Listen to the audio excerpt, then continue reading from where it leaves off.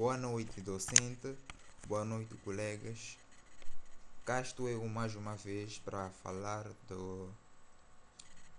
para apresentar mais um trabalho. E agora vou falar de um tema diferente, que é o quadro conceptual.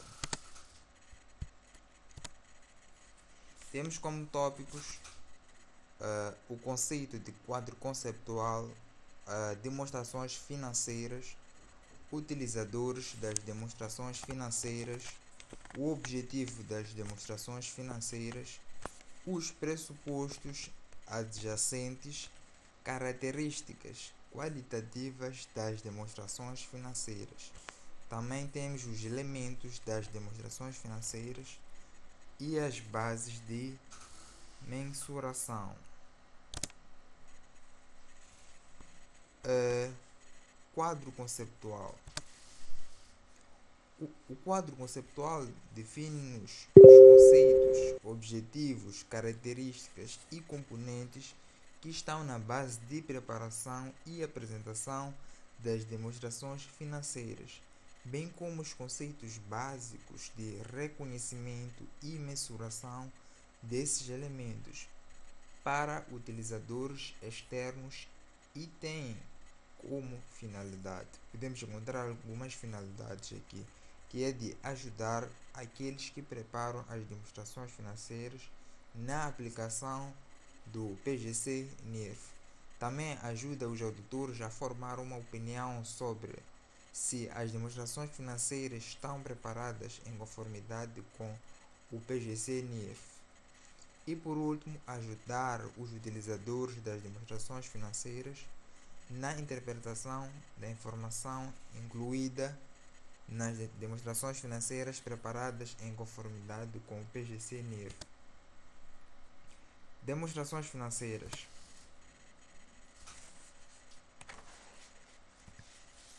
Demonstrações financeiras. Antes de conhecer quais são as demonstrações financeiras que as empresas precisam fazer, é fundamental entender o que são esses documentos. E demonstrações financeiras são apresentações capazes de informar a situação econômica de uma empresa. E esses relatórios são muito úteis para auxiliar uma empresa a organizar o orçamento e tomar decisões de gestão. Chegado aqui, vamos falar de alguns utilizadores das demonstrações financeiras. Portanto, aqui podemos encontrar os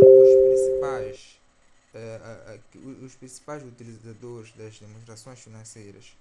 Temos aqui os investidores, que preocupam-se com o retorno do capital investido.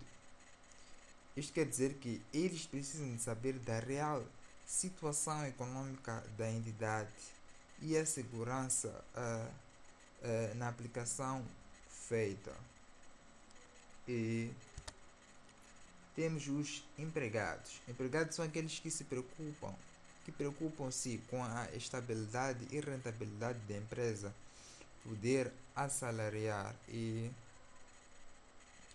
os empregados, de forma resumida, são os que têm interesse na remuneração. Então é importante que eles saibam qual é a situação econômica da empresa. E temos os financiadores.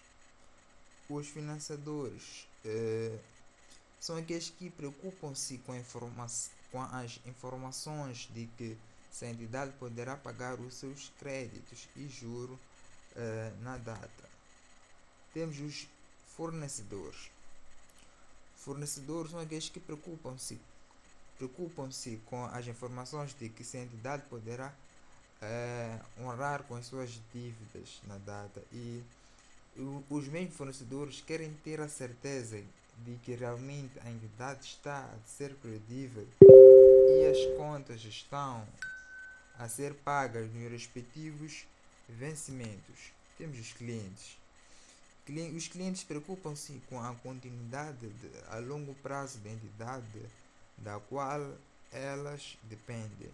E os clientes têm interesse na informação contabilística para saber a continuidade de uma empresa. Então, os clientes é um fator muito importante daquilo de, dos utilizadores. E temos o governo. O governo são aqueles que preocupam-se com a regularização da entidade em questões de políticas fiscais. Temos também o público. O público preocupa-se com o poder de empregabilidade e fornece informações sobre a evolução do desempenho da entidade. Chegado aqui, vamos falar do objetivo das demonstrações financeiras. Tem como objetivo proporcionar informações sobre a posição financeira, o desempenho e as alterações na posição financeira. Também proporciona toda a informação que os utilizadores precisam para a tomada de decisão. Mostra os rácios, satisfaz as necessidades comuns da maioria dos utilizadores.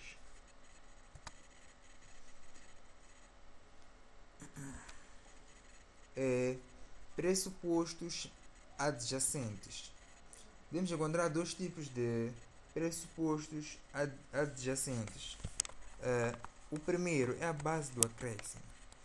Segundo esta base, os efeitos das transações e outros eventos são reconhecidos quando ocorrem e não quando se verifica o seu pagamento ou recebimento.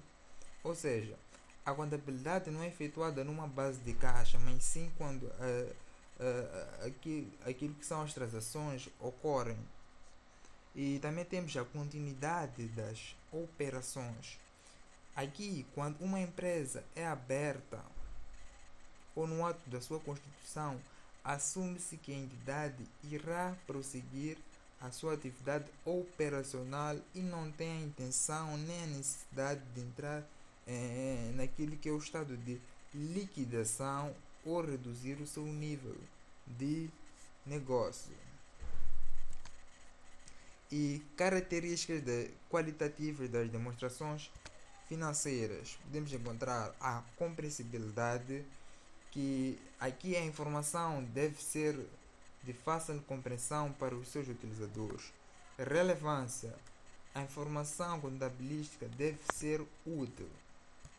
Fiabilidade. A informação contabilística deve ser confiável. E comparabilidade. A entidade deve ser capaz de fazer uma comparação na entidade em uma determinada época ao longo do tempo e fazer comparação entre outras entidades. Elementos das demonstrações financeiras. Aqui nos elementos das demonstrações financeiras podemos encontrar dois tipos. Primeiro, posição financeira e o desempenho financeiro. A posição financeira, temos os ativos. Ativos é um recurso controlado pela entidade como resultado e um acontecimento passado e futuramente flua benefícios econômicos para a entidade. Temos também o passivo. O passivo é um conjunto de obrigações obtidos extremamente pela empresa. E temos, por último, o capital social. O capital social representa o valor dos investimentos realizados pelos proprietários, adicionado dos lucros obtidos ao longo dos exercícios passados e do exercício corrente. E na parte do desempenho financeiro podemos encontrar rendimentos e gastos.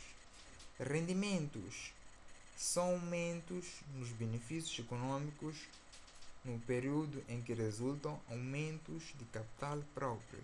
Agora, os gastos são diminuições dos benefícios econômicos no período que resultam a diminuição do capital próprio.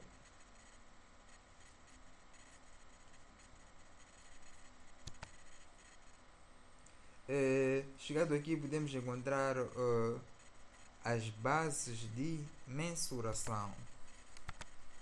A primeira é o custo histórico.